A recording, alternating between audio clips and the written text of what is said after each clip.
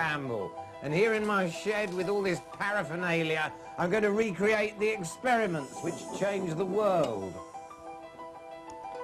This radioactive stuff shaped 20th century science. This radium gave us everything from the atomic bomb to understanding the structure of matter.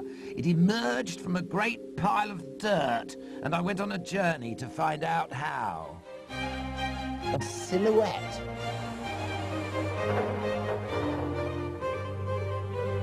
Isolate the active element. This is the story of radium and the woman who discovered it, Marie Curie.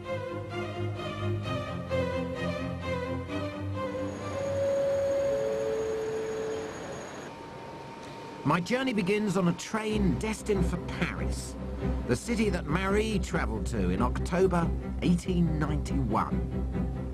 She was leaving Poland and her old life behind her.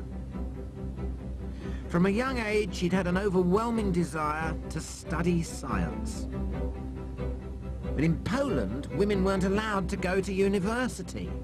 Undeterred, Marie scrimped and saved for 8 years to get to Paris, the land of liberty, where university doors would be open to her. That day now rushed towards her.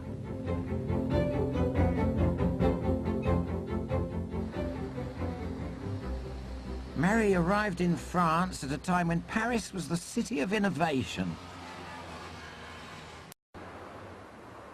She was a misfit, both a foreigner and a woman in a man's world.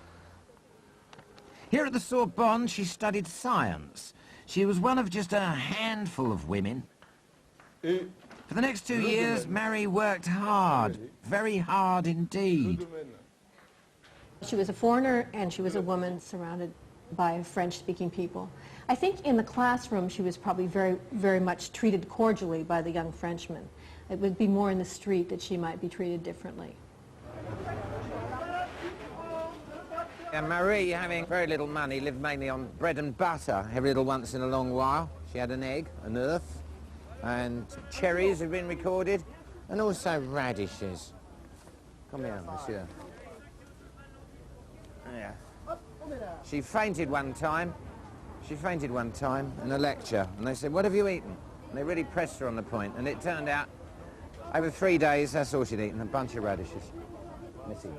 She was so focused on this opportunity to be a student, and that was so much the center of things for her that I think the poverty didn't matter at all. In fact, she described later this period as a period in which she felt a precious sense of liberty.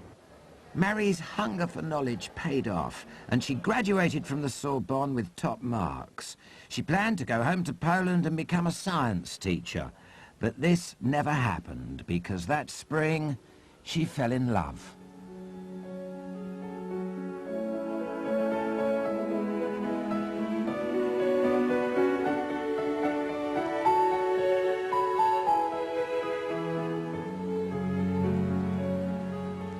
Through a Polish acquaintance, she was introduced to Pierre Curie. And she describes seeing him that very first time. She clearly was struck by him, attracted to him. He was a quiet, thoughtful, shy kind of person. And very quickly, they formed a strong attachment. Before meeting Marie, Pierre had given up on love.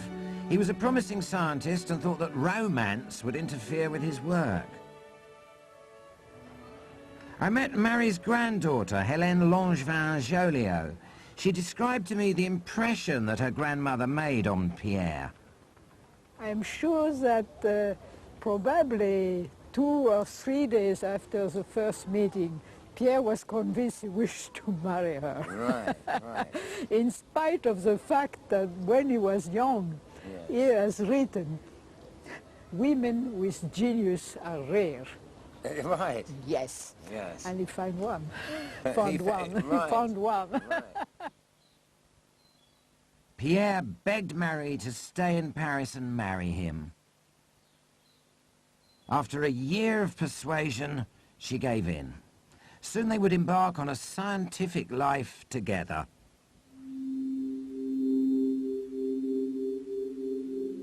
Whilst the Curies were enjoying married life, scientists were pondering the meaning of matter.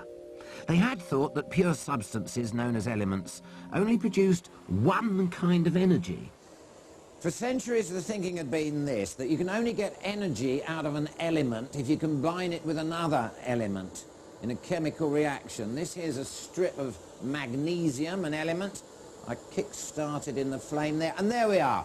We got the magnesium combining with the oxygen in the air, giving us all this energy, all this heat and light. But this idea was about to change.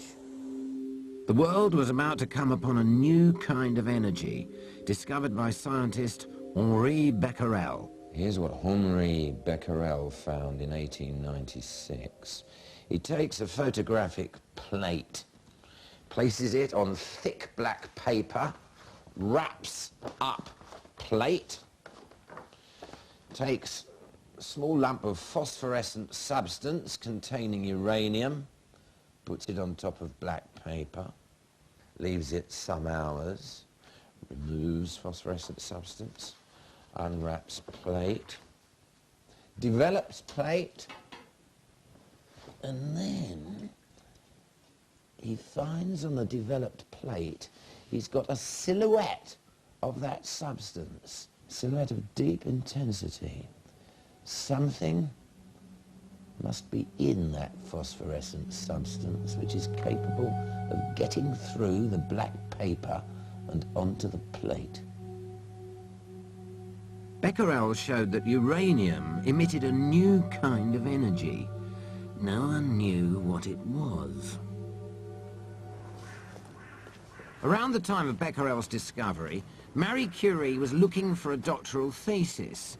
She was intrigued by Becquerel's surprising find and wanted to know if other substances gave off a strange radiance like uranium.